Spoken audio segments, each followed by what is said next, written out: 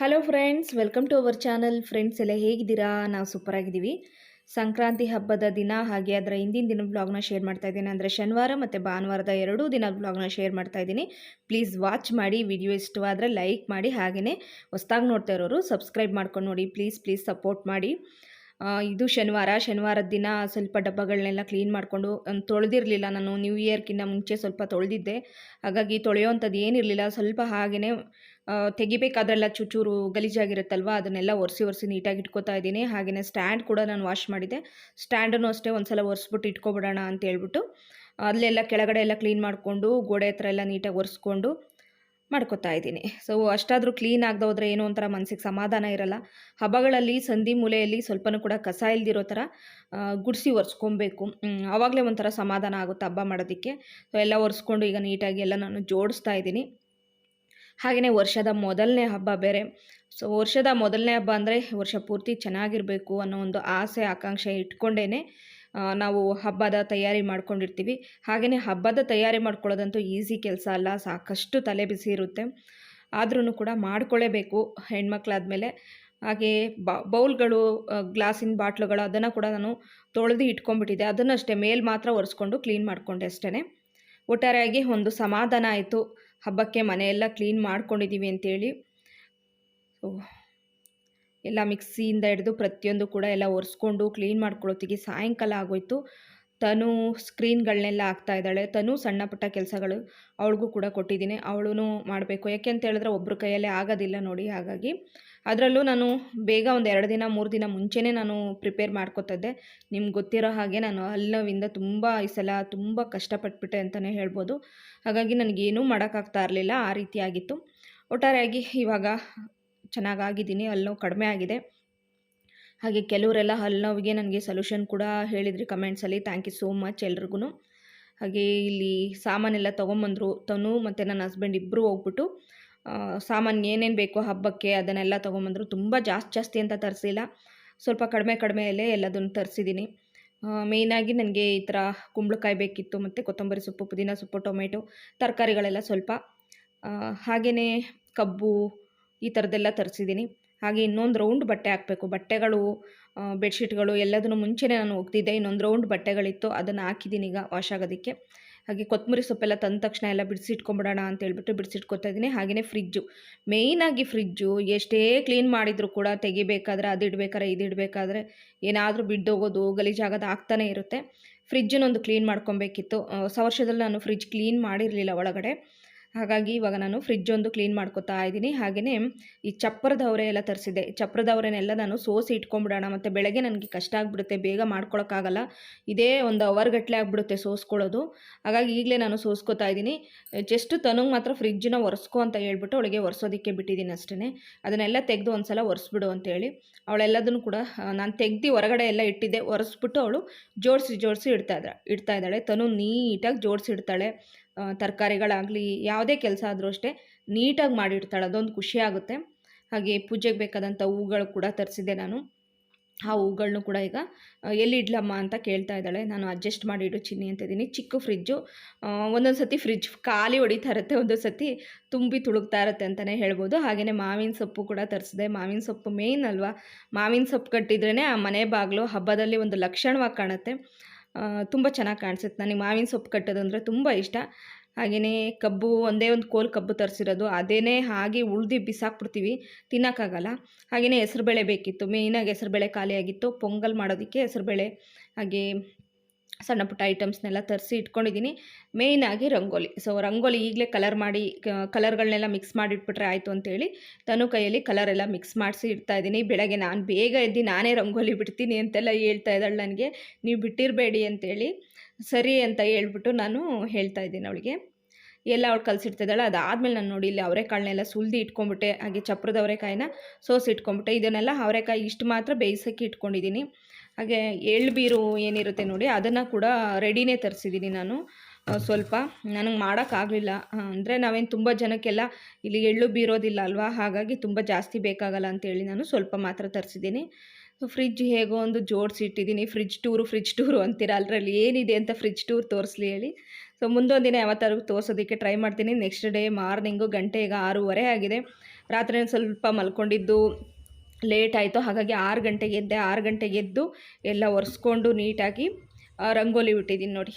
ಏನೋ ಒಂದು ಡಿಸೈನ್ ಓನಾಗಿ ನೋಡ್ಕೊಂಬಿಟ್ಟು ಯೂಟ್ಯೂಬಲ್ಲೇ ನೋಡ್ಕೊಂಬಿಟ್ಟು ಈ ಸಿಂಪಲಾಗಿ ಒಂದು ರಂಗೋಲಿ ಡಿಸೈನ್ನ ಬಿಡಿಸಿದ್ದೀನಿ. ಚಿಕ್ಕಿ ಏನೂ ಇಟ್ಟಿಲ್ಲ, ಹಾಗೆಯೇ ಬಿಡಿಸಿರೋ ಅಂಥ ರಂಗೋಲಿ ಇದು. ಇದ್ದಿದ್ದ ಕಲರ್ನೇ ಅಡ್ಜಸ್ಟ್ ಮಾಡಿ ಈ ರೀತಿ ಕಲರ್ ಹಾಕಿದ್ದೀನಿ. ಹಾಗೆ ತೋರಣ ಎಲ್ಲ ಕಟ್ಟಿ ಹೂವು ಎಲ್ಲ ಹಾಕಿಟ್ಟಿದ್ದೀನಿ. ಅದಾದಮೇಲೆ ಪೂಜೆ. ಸೊ ಮೇಯ್ನಾಗಿ ಪೂಜೆ ಒಂದು ಲಕ್ಷಣವಾಗಿ ಮಾಡಿಬಿಟ್ರೆ ಹಬ್ಬದ ದಿನ ಒಂದು ಕಳೆ. ಹಬ್ಬದ ದಿನ ಅಂತಲ್ಲ, ಯಾವಾಗಲೂ ಅಷ್ಟೇ ದೇವರಿಗೆ ಹೆಚ್ಚು ಹೂವು ಹಾಕಿ ಚೆನ್ನಾಗಿ ಪೂಜೆ ಮಾಡಿದ್ರೇ ಮನಸ್ಸಿಗೆ ಸಮಾಧಾನ ಆಗ್ತಾ ಇರುತ್ತೆ, ಒಂದು ಕಳೆ ಬರ್ತಾ ಇರುತ್ತೆ. ಪೂಜೆ ತಯಾರಿ ಎಲ್ಲ ಮಾಡಿಕೊಂಡು ಕಳಸ ಎಲ್ಲ ಕೂರಿಸಿ ಅದಾದಮೇಲೆ ಈಗ ನಾನು ದೀಪ ಹಚ್ತಾ ಇದ್ದೀನಿ. ಹಬ್ಬದಲ್ಲಿ ಎಲ್ಲದನ್ನು ವೀಡಿಯೋ ಮಾಡೋದು ಸ್ವಲ್ಪ ಕಷ್ಟ ಆಗ್ತಾ ಇರುತ್ತೆ. ಎಲ್ಲ ಕೆಲಸ ಮಾಡಿಕೊಂಡು ಮತ್ತು ನಾವು ವೀಡಿಯೋನೂ ಮಾಡ್ತಾಯಿದ್ರೆ ನನಗೆ ಸ್ವಲ್ಪ ಕಿರಿಕಿರಿ ಆಗ್ತಾ ಇರುತ್ತಲ್ವ. ಹಾಗಾಗಿ ನಾನೇನು ಜಾಸ್ತಿ ಎಲ್ಲ ವೀಡಿಯೋನ ತೋರ್ಸೋಕೆ ಹೋಗಲಿಲ್ಲ, ಸ್ವಲ್ಪ ಸ್ವಲ್ಪ ಮಾತ್ರ ತೋರಿಸ್ತಾ ಇದ್ದೀನಿ ಅಷ್ಟೇ. ದೀಪ ಎಲ್ಲ ಹಚ್ಚಿದ್ದೀನಿ. ದೀಪ ಎಲ್ಲ ಹಚ್ಬಿಟ್ಟು ಈಗ ನಾನು ದೇವರಿಗೆ ಊದ್ಬತ್ತಿ ಬೆಳಗ್ತಾ ಇದ್ದೀನಿ. ಹಾಗೇ ಇನ್ನೊಂದು ವಿಶೇಷವಾಗಿ ಅಂತಂದರೆ ಇವತ್ತು ಸೀರೆ ಉಟ್ಕೊಂಡಿದ್ದೀನಿ. ಹಬ್ಬದಲ್ಲಿ ಸೀರೆ ಉಟ್ಕೋಬೇಕು ಅನ್ನಿಸ್ತು ನನಗೂ ಕೂಡ, ಹಾಗಾಗಿ ನಾನು ಸೀರೆ ಉಟ್ಕೊಂಡಿದ್ದೀನಿ. ಹಾಗೆಯೇ ದೇವ್ರದ್ದು ಮಂಟಪ ಏನಿದೆ ನೋಡಿ, ಅದನ್ನೆಲ್ಲ ನೀಟಾಗಿ ಒರೆಸ್ಕೊಂಬಿಟ್ಟು ಅಲ್ಲೂ ಕೂಡ ಸ್ವಸ್ತಿಕು ಓಮು ಎಲ್ಲ ಕೂಡ ಬರೆದಿದ್ದೀನಿ. ಲಕ್ಷಣವಾಗಿ ಕಾಣಿಸ್ತಾ ಇತ್ತು. ಇನ್ನೂ ಸ್ಪೇಸ್ ಬೇಕು ನನಗೆ. ನಿಜ ಹೇಳ್ಬೇಕಂದ್ರೆ ನನಗೆ ದೇವ್ರ ಮನೆ ಇರಬೇಕು ಅಂತ ತುಂಬ ಆಸೆ ಪಡ್ತೀನಿ. ಬಟ್ ನನಗೆ ದೇವ್ರ ಮನೆ ಇರೋವಂಥ ಮನೆಗೆ ಹೋಗೋಕ್ಕೆ ಆಗ್ತಾ ಇರಲಿಲ್ಲ. ನನಗೆ ಊರಲ್ಲಿ ಇದ್ದಿದ್ದಂಥ ಮನೆಗೆ ನಾನು ಅಷ್ಟು ಸಣ್ಣ ಮನೆಗೆ ನಂಗೆ ದೇವ್ರ ಮನೆ ಬೇಕೇ ಬೇಕು ಅಂದ್ಕೊಂಡು ನಾನು ದೇವ್ರ ಮನೆ ಚಿಕ್ಕದಾಗಿ ಕಟ್ಕೊಂಡಿದ್ದೆ. ಅದಾದಮೇಲೆ ದೇವ್ರ ಮನೆ ಏನೋ ನಮ್ಮ ಹಣೆಯಲ್ಲಿ ಬರೆದಿಲ್ಲ ಅಂತಾರಲ್ಲ ಹಾಗೆ. ಸೊ ನಂಗೆ ದೇವ್ರ ಮನೆ ಇರೋ ರೂಮ್ ಇರೋ ಅಂಥ ಮನೆಗೆ ಹೋಗಬೇಕು, ನೀಟಾಗಿ ಜಾಗ ಇರಬೇಕು, ನೀಟಾಗೆಲ್ಲ ದೇವ್ರ ಪೂಜೆ ಸಾಮಾನೆಲ್ಲ ಜೋಡಿಸ್ಕೋಬೇಕು ಅಂತೇಳಿ ನನ್ನ ಹತ್ರ ತುಂಬಾ ಜಾಸ್ತಿ ಇದೆ ದೇವ್ರ ಪೂಜೆ ಸಾಮಾನುಗಳೆಲ್ಲ. ಆದರೆ ಎಲ್ಲ ಎತ್ತಿಟ್ಟು ಸಿಂಪಲಾಗಿ ಮಾತ್ರ ಇಟ್ಟಿದ್ದೀನಿ, ಜಾಗ ಇಲ್ಲ ಅಂತೇಳ್ಬಿಟ್ಟು. ಒಟ್ಟಾರೆಯಾಗಿ ಪೂಜೆ ನಂದಾಯಿತು. ಅದಾದಮೇಲೆ ತನು ರೆಡಿಯಾಗಿ ಈಗ ಪೂಜೆ ಮಾಡ್ತಾ ಇದ್ದಾಳೆ ನೋಡಿ. ತನು ಈ ಗೌರಿ ಹಬ್ಬದಲ್ಲಿ ತೊಗೊಂಬಂದಿದ್ದ ಡ್ರೆಸ್ಸು ಇದನ್ನೇ ಹಾಕಿದ್ದೀನಿ. ಹಾಗೆ ಹಬ್ಬಕ್ಕೆ ಅಂತೇನು ಅವಳಿಗೆ ಹೊಸ ಡ್ರೆಸ್ ತರಲಿಲ್ಲ. ನಿಜ ಹೇಳ್ಬೇಕಂದ್ರೆ ಈ ಸಲ ಹೊಸ ವರ್ಷಕ್ಕೂ ಹೊಸ ಬಟ್ಟೆ ತಂದಿಲ್ಲ, ಸಂಕ್ರಾಂತಿ ಹಬ್ಬಕ್ಕೂ ಕೂಡ ಹೊಸ ಬಟ್ಟೆ ಕೊಡಿಸ್ಲಿಲ್ಲ. ಇರೋ ಬಟ್ಟೆನೇ ಹಾಕ್ಕೊಳ್ಳಿ ಅಂಥೇಳಿ. ಆದರೂ ನ್ಯೂ ಇಯರ್ಗೊಂದು ಕೊಡಿಸ್ಬೇಕಿತ್ತು ಅಂತ ಅನ್ನಿಸ್ತು. ಮತ್ತು ಯಾಕೆ ನಾನೇ ಸುಮ್ಮನೆ ಅದನ್ನೋ ಗೊತ್ತಿಲ್ಲ. ಸೊ ಈ ಸತಿ ತನು ಪಾಪ ಹಬ್ಬಕ್ಕೂ ಇಲ್ಲ, ಹಾಗೆ ನ್ಯೂ ಇಯರ್ಗೂ ಇಲ್ಲ. ಅದಾದಮೇಲೆ ನೋಡಿ ಪೂಜೆ ಮಾಡಿದ್ದೀನಿ, ಕಬ್ಬಿಟ್ಟಿದ್ದೀನಿ ಮತ್ತು ಎಳ್ಳು ಬೀರಿಟ್ಟಿದ್ದೀನಿ, ಬಾಳೆಹಣ್ಣೆಲ್ಲ ಇಟ್ಬಿಟ್ಟು ನೀಟಾಗಿ ಇದ್ದಿದ್ದು ಹೂವನ್ನೆಲ್ಲ ಜೋಡಿಸ್ಬಿಟ್ಟು ಮಾಡಿದ್ದೀನಿ.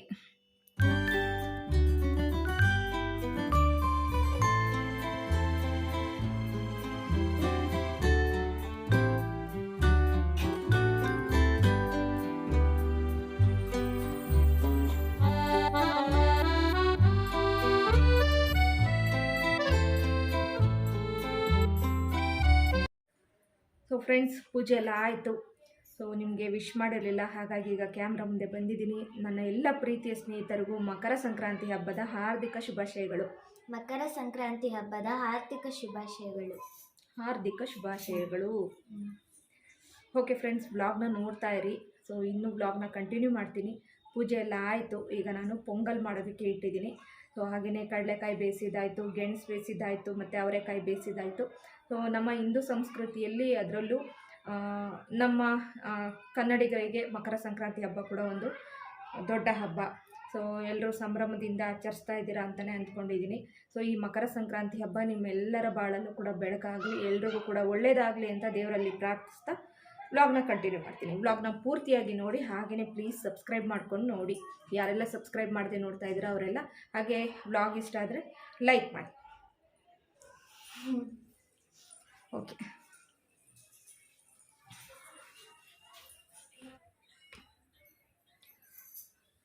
ಫ್ರೆಂಡ್ಸ್, ಪೊಂಗಲ್ಗೆ ಆಲ್ರೆಡಿ ಹಾಲು ಹಾಕ್ಬಿಟ್ಟಿಟ್ಟಿದ್ದೀನಿ. ಹಾಗೆ ಇವತ್ತು ಈ ಸ್ಯಾರಿ ಉಟ್ಕೊಂಡಿದ್ದೀನಿ. ಸ್ಯಾರಿ ನಾನು ತೋರಿಸ್ಲೇ ಇಲ್ಲ, ತನೂ ಮ್ಯಾಚ್ ಮಾಡ್ಕೊಳ್ಳೋಣ ಅಂಥೇಳಿ. ಇದು ನಾನು ಮೀಶೋಯಿಂದ ತೊಗೊಂಡಿದ್ದು 2 ವರ್ಷ ಹಿಂದೆ. ತುಂಬ ಚೆನ್ನಾಗಿದೆ ಸ್ಯಾರಿ, ನನಗಿಷ್ಟ. ಸೊ ನಾನು ಆಮೇಲೆ ನಿಮಗೆ ಫುಲ್ ಆ್ಯಂಗಲಲ್ಲಿ ತೋರಿಸ್ತೀನಿ. ಈ ಸ್ಯಾರಿನ ಫಸ್ಟ್ ಟೈಮ್ ಉಟ್ಕೊಂಡಿದ್ದೀನಿ. ಅವತ್ತು ವೀಡಿಯೋದಲ್ಲಿ ಉಟ್ಟಿರೋದು ಬಿಟ್ಟರೆ ಮತ್ತೆ ನಾನು ಉಟ್ಟೇ ಇರಲಿಲ್ಲ. ಬ್ಲೌಸ್ ಸ್ಟಿಚ್ ಮಾಡಿಸಿ ಹಾಗೇ ಇಟ್ಟಿದ್ದೆ. ಸೊ ಇವತ್ತು ಉಟ್ಕೊಂಡಿದ್ದೀನಿ ಈ ಸ್ಯಾರಿನ. ಸೊ ಸ್ಯಾರಿಗಳು ಸುಮ್ಮನೆ ಬ್ಲೌಸ್ ಸ್ಟಿಚ್ ಮಾಡಿಸೋದು ಹಾಗೆ ಇಡೋದು. ಸೊ ಹಬ್ಬದಲ್ಲಾದರೂ ಉಡೋಣ ಅಂತ ಹೇಳ್ಬಿಟ್ಟು ಇವತ್ತು ಉಟ್ಟಿದ್ದೀನಿ. ಸೊ ತಡೀರಿ, ಫುಲ್ ಹ್ಯಾಂಗಲಲ್ಲಿ ತೋರಿಸ್ಬಿಡ್ತೀನಿ.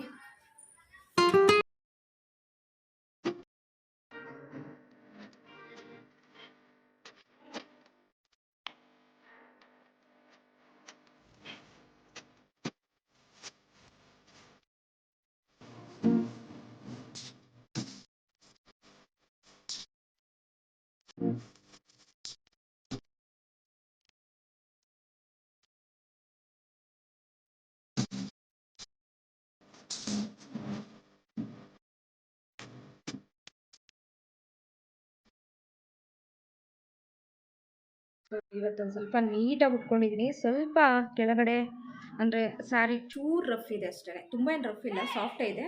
ಆದರೂ ಸ್ವಲ್ಪ ಹರಡ್ಕೊಳುತ್ತಿದ್ದು, ಕೆಳಗಡೆ ಸ್ವಲ್ಪ ಹರಡ್ಕೊಳುತ್ತೆ. ನೀಟಾಗಿ ಐರನ್ ಮಾಡ್ಕೊಂಬಿಟ್ರೆ ಚೆನ್ನಾಗಾಗುತ್ತೆ. ಸೊ ಓಕೆ, ಈಗ ಪೊಂಗಲ್ ಮಾಡ್ತಾಯಿದ್ದೀನಿ. ಬನ್ನಿ ಬ್ಲಾಗ್ನ ಕಂಟಿನ್ಯೂ ಮಾಡ್ತೀನಿ. ಸೊ ಡೀಟೇಲಾಗಿ ನಾನು ಪೊಂಗಲ್ ತೋರಿಸೋದಿಲ್ಲ, ಹಾಗೆ ಸಿಂಪಲ್ಲಾಗಿ ತೋರಿಸ್ತೀನಿ ಅಷ್ಟೇ. ನೋಡಿ, ಹಾಲನ್ನ ಕಾಯೋದಕ್ಕೆ ಇಟ್ಬಿಟ್ಟಿದ್ದೀನಿ ಆಲ್ರೆಡಿ. ಬೆಲ್ಲದಲ್ಲಿ ಮಾಡಲ್ಲ, ಸಕ್ಕರೆ ಪೊಂಗಲ್ ಮಾಡ್ತೀನಿ. ಸಕ್ಕರೆಯಲ್ಲಿ ಮಾಡ್ತೀನಿ. ಬೆಲ್ಲ ಇದೆ, ಆದರೂ ಸಕ್ಕರೆ ಪೊಂಗಲ್ ಮಾಡೋಣ ಅಂತ ಇವತ್ತು. ನೋಡಿ, ಇದು ಹೆಸರು ಬೇಳೆ ಹಾಗೆ ಸೋನಾ ಮಸೂರಿ ಅಕ್ಕಿನೇ ತೊಗೊಂಡಿದ್ದೀನಿ. ನಾವು ರೇಷನ್ ಅಕ್ಕಿನೂ ತೊಗೋಬೋದು, ಸೋನಾ ಮಸೂರಿ ಅಕ್ಕಿ ತೊಗೊಂಡಿದ್ದೀನಿ ನಾನು. ಈ ಅಕ್ಕಿನ ನಾನು ಸುಮಾರು ಇದು 1.5 ಗ್ಲಾಸ್ ಇದೆ ಅಕ್ಕಿ. 1.5 ಅಂದರೆ ಸೋನಾ ಮಸೂರಿ ಅಕ್ಕಿ ಪೊಂಗಲ್ ಉಟ್ಟು ಸೋನಾ ಮಸೂರಿ ಅಕ್ಕಿ ಹಾಗೆಯೇ ಬೇಳೆ ಎರಡು ಸಮ ಪ್ರಮಾಣದಲ್ಲಿ ತಗೊಂಡಿದ್ದೀನಿ. 1.5 ಗ್ಲಾಸ್ ಅಷ್ಟಿದೆ.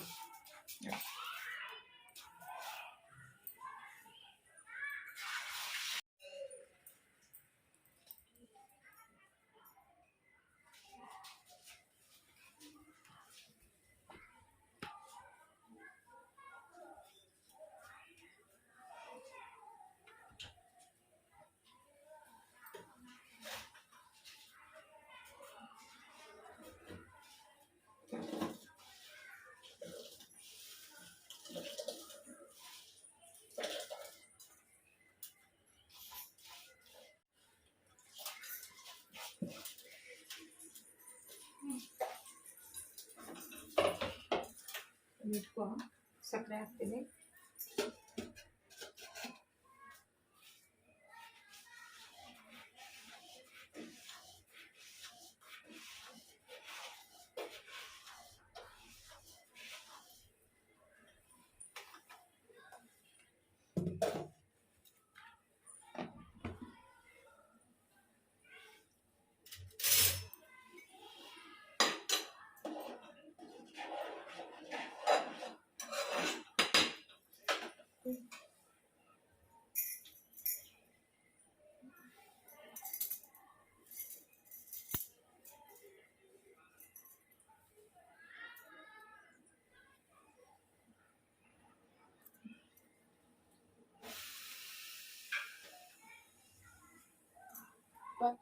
ಬಾ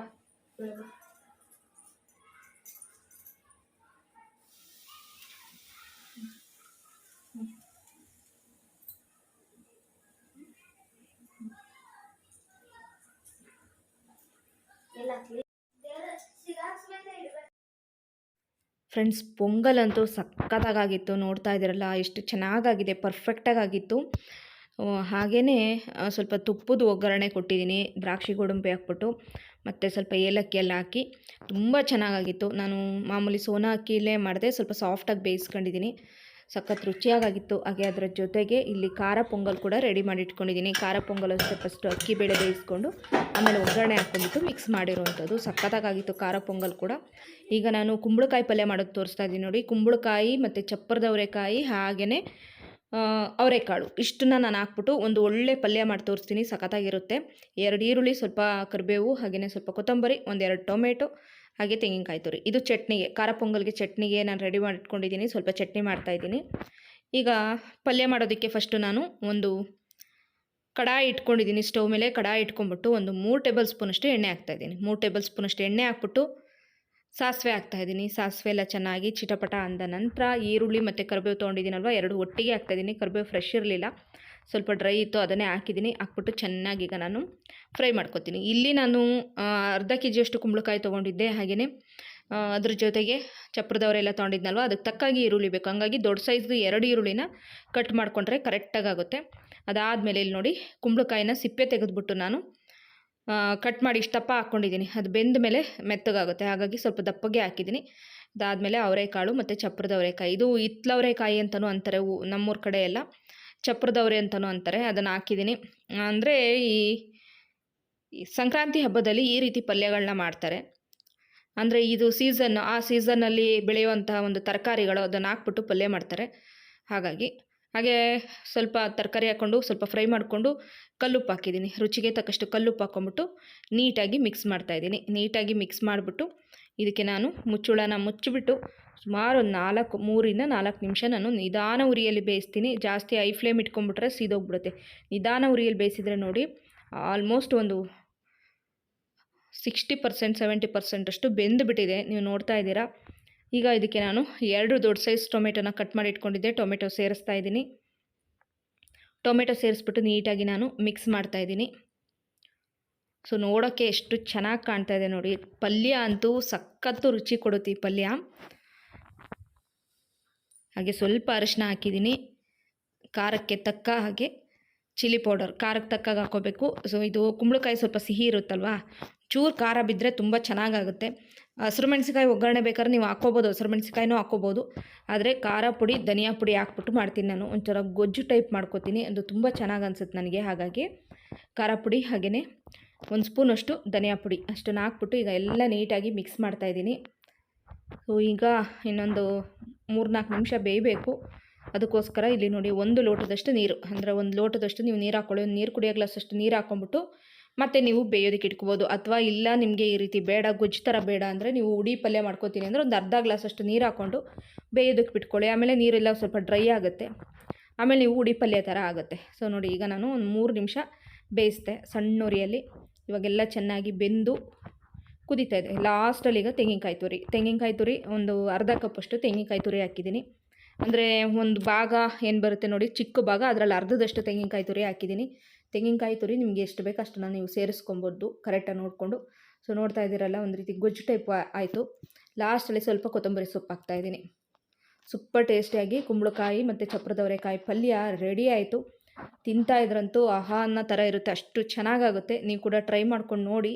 ಸೀಸನ್ನಲ್ಲಿ ಇದು ತರಕಾರಿಗಳು ಈ ಟೈಮಲ್ಲಿ ಇದನ್ನು ತಿನ್ನಬೇಕು. ನಮ್ಮ ದೇಹದಲ್ಲಿ ಸ್ವಲ್ಪ ಎಣ್ಣೆ ಜಿಡ್ಡಿನ ಅಂಶ ಬೇಕಾಗುತ್ತೆ ಈಗ ಚಳಿಗಾಲ ಇರೋದ್ರಿಂದ. ಹಾಗಾಗಿ ಮುಂಚೆ ಹಳೆ ಕಾಲದಲ್ಲ ಈ ಥರದ ಪಲ್ಯಗಳನ್ನ ಈ ಹಬ್ಬ ಟೈಮಲ್ಲಿ ಮಾಡೋರು. ನಾನು ಇವತ್ತು ಟ್ರೈ ಮಾಡಿದ್ದೀನಿ, ನಿಮಗೂ ಕೂಡ ಇಷ್ಟ ಆಗುತ್ತೆ. ಹಾಗೆ ಇಲ್ಲಿ ನನ್ನ ಹಸ್ಬೆಂಡು ಸ್ವಲ್ಪ ದೇವರಿಗೆ ನೈವೇದ್ಯ ಮಾಡ್ತಾಯಿದ್ದಾರೆ. ಅವರು ನೈಟ್ ಡ್ಯೂಟಿ ಮಾಡ್ಕೊಂಡು ಬಂದು ಮಲ್ಕೊಂಡಿದ್ರು. ಮಲ್ಕೊಂಡ್ಬಿಟ್ಟು ಅವ್ರು ಎದ್ದುಬಿಟ್ಟು ಈಗ ದೇವರಿಗೆ ನೈವೇದ್ಯ ಮಾಡಿ ಹಾಗೆ ಅವರು ಕೂಡ ಪೂಜೆ ಮಾಡ್ತಾಯಿದ್ದಾರೆ. ಪೊಂಗಲ್ಲು, ಗೆಣಸು ಹಾಗೆಯೇ ಅವರೆಕಾಯಿ, ಕಡಲೆಕಾಯಿ ಇಷ್ಟನ್ನು ಇಟ್ಬಿಟ್ಟು ದೇವರಿಗೆ ಈಗ ನಾವು ಪೂಜೆ ಮಾಡಿ ಈಗ ಕಾಯಿ ಹೊಡಿತಾ ಇದ್ದಾರೆ. ಇಷ್ಟೇ ಸಿಂಪಲ್ ಪೂಜೆ. ಹಾಗೆಯೇ ಸೂರ್ಯನಿಗೂ ಕೂಡ ಸ್ವಲ್ಪ ಪೊಂಗಲ್ ಇಟ್ಬಿಟ್ಟು ಊದ್ಬತ್ತಿ ಎಲ್ಲ ಬೆಳಗಿ ನಾನು ನಮಸ್ಕಾರ ಮಾಡಿಕೊಂಡೆ. ಅದನ್ನು ನಾನು ವಿಡಿಯೋ ಮಾಡಿ ತೋರ್ಸೋಕ್ಕಾಗಲಿಲ್ಲ. ಅದಾದಮೇಲೆ ದೇವರಿಗೆ ಇಟ್ಟಂಥ ಪ್ರಸಾದನ 3 ಜನ ಈಗ ನಾವು ತಿಂತಾಯಿದ್ದೀವಿ.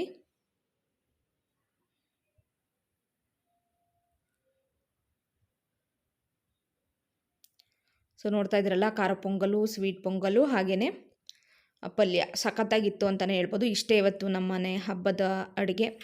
ಇದನ್ನೇ ಈಗ 3 ಜನ ಆರಾಮಾಗಿ ತಿಂದು ಸ್ವಲ್ಪ ಹೊತ್ತೆಲ್ಲ ಕೂತ್ಕೊಂಡು ಟಿ ವಿ ಎಲ್ಲ ನೋಡಿ ಆದಮೇಲೆ ಈಗ ನಾವು ಹೊರಗಡೆ ಹೋಗ್ತಾ ಇದ್ದೀವಿ. ಹೊರಗಡೆ ಅಂತಂದರೆ ನೀರು ಬೇಕು, ಕುಡಿಯೋ ನೀರು ಖಾಲಿಯಾಗಿದೆ. ಹಾಗೆಯೇ ರೆಡಿ ಆದಮೇಲೆ ಎಲ್ಲಾದರೂ ಒಂದು ಕಡೆ ಹೋಗಿ ಬಂದರೆ ಚೆನ್ನಾಗಿರುತ್ತೆ ಅಂತ ಅಂದ್ಕೊಂಡು ಹೊರಟ್ವಿ.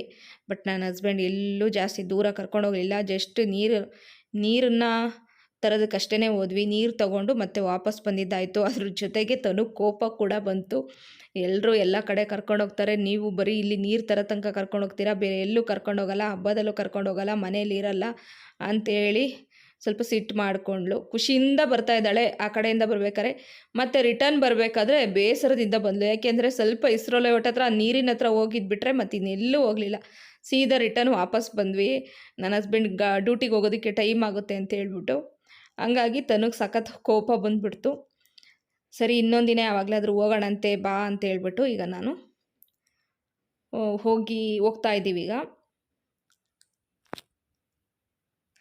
ಏನೋ ಒಂದು ಸ್ವಲ್ಪ ಮನಸ್ಸು ರಿಲ್ಯಾಕ್ಸ್ ಆಗ್ತಾ ಇರುತ್ತೆ. ಆಮೇಲೆ ಹಬ್ಬ ಅಂದಾಗ ಏನು ಅಂದರೆ ಮನೆಯಲ್ಲಿ ಹಬ್ಬದ ಊಟ ಮಾಡಬೇಕು, ಹೊರಗಡೆ ಒಂದು ರೌಂಡ್ ಈ ರೀತಿ ಬರಬೇಕು. ಅಂದ್ರೆ ಎಲ್ಲರೂ ಚೆನ್ನಾಗಿ ರೆಡಿಯಾಗಿ ದೇವಸ್ಥಾನಗಳಿಗೆ ಅಲ್ಲಿ ಇಲ್ಲಿ ಎಲ್ಲ ಬರ್ತಾ ಇರ್ತಾರಲ್ವ, ನೋಡೋದಕ್ಕೆ ಖುಷಿ ಆಗುತ್ತೆ. ಹಾಗಾಗಿ ಇಲ್ಲಿಂದ ಶುರು ಮಾಡಿದ್ಲು ನೋಡಿ. ನೀರನ್ನ ತೊಗೊಂಬಂದ ತಕ್ಷಣ ಇನ್ನು ಸ್ವಲ್ಪ ದೂರ ಎಲ್ಲೂ ಕರ್ಕೊಂಡೋಗಲ್ಲ ಹಾಗೆ ಹೀಗೆ ಅಂದ್ಕೊಂಡು ಬೇಜಾರು ಮಾಡ್ಕೊಂಡು ಅವ್ರ ಅಪ್ಪನ ಹತ್ರ ಮಾತೇ ಆಡಲಿಲ್ಲ. ಅವಳು ತುಂಬ ಆಸೆ ಪಟ್ಬಿಟ್ಟು ಹೊರಗಡೆ ಬಂದಿದ್ಲು. ಹಾಗಾಗಿ ಅದಾದಮೇಲೆ ಸೀದಾ ಮನೆಗೆ ಬಂದು ಸ್ವಲ್ಪ ಹೊತ್ತು ಹಂಗೆ ಕೋಪ ಮಾಡಿಕೊಂಡು ಬಂದ ತಕ್ಷಣ ಡ್ರೆಸ್ ಚೇಂಜ್ ಮಾಡಿ ಕೂತ್ಕೊಂಡ್ಳು. ಕಾಂತಾರ ಫಿಲ್ಮ್ ಬೇರೆ ಬರ್ತಾಯಿತ್ತು, ಹಾಗಾಗಿ ಕಾಂತಾರ ಫಿಲಮ್ ನೋಡ್ತಾಯಿದ್ದು. ಅದಾದಮೇಲೆ ಸಮಾಧಾನ ಆದಳು. ಸಮಾಧಾನ ಆದಮೇಲೆ ಮಜ್ಜಿಗೆ ರೆಡಿ ಮಾಡಿದ್ದೆ. ಸೊ ಮಜ್ಜಿಗೆನ ಈಗ ಗ್ಲಾಸ್ಗೆ ಹಾಕ್ಕೊಂಡು ಕುಡಿತಾ ಇದ್ದೀವಿ ಇಬ್ಬರೂ. ಒಟ್ಟಾರೆಯಾಗಿ ಇವತ್ತಿನ ವ್ಲಾಗ್ ಹೀಗಿತ್ತು. ಹಬ್ಬದ ವ್ಲಾಗು ಇಷ್ಟೇ. ಸಿಂಪಲ್ ಹಬ್ಬ ನಮ್ಮದು. ಸಿಂಪಲಾಗಿ ಆಚರಣೆ ಮಾಡಿದ್ವಿ, ಖುಷಿಯಿಂದ ಆಚರಣೆ ಮಾಡಿದ್ವಿ. ವ್ಲಾಗ್ನ ಪೂರ್ತಿಯಾಗಿ ನೋಡಿ, ಹಾಗೆ ಚಾನಲ್ನ ಹೊಸ್ದಾಗಿ ಯಾರೆಲ್ಲ ನೋಡ್ತಾ ಇದ್ದೀರಾ ಪ್ಲೀಸ್ ಮರೆಯದೆ ಸಬ್ಸ್ಕ್ರೈಬ್ ಮಾಡ್ಕೊಂಡು ನೋಡಿ, ಸಪೋರ್ಟ್ ಮಾಡಿ. ಮತ್ತೆ ಮುಂದಿನ ಇನ್ನೊಂದು ಒಳ್ಳೆಯ ವ್ಲಾಗ್ ಜೊತೆ ಸಿಗ್ತೀನಿ. ಎಲ್ಲರಿಗೂ ಮತ್ತೊಮ್ಮೆ ಸಂಕ್ರಾಂತಿ ಹಬ್ಬದ ಹಾರ್ದಿಕ ಶುಭಾಶಯಗಳು. ಎಲ್ರಿಗೂ ಒಳ್ಳೆಯದಾಗಲಿ ಅಂತ ದೇವ್ರ ಹತ್ರ ಪ್ರಾರ್ಥಿಸ್ತಾ ಈ ವ್ಲಾಗ್ನ ಎಂಡ್ ಮಾಡ್ತಾ ಇದ್ದೀನಿ. Thank you for watching. Bye, take care.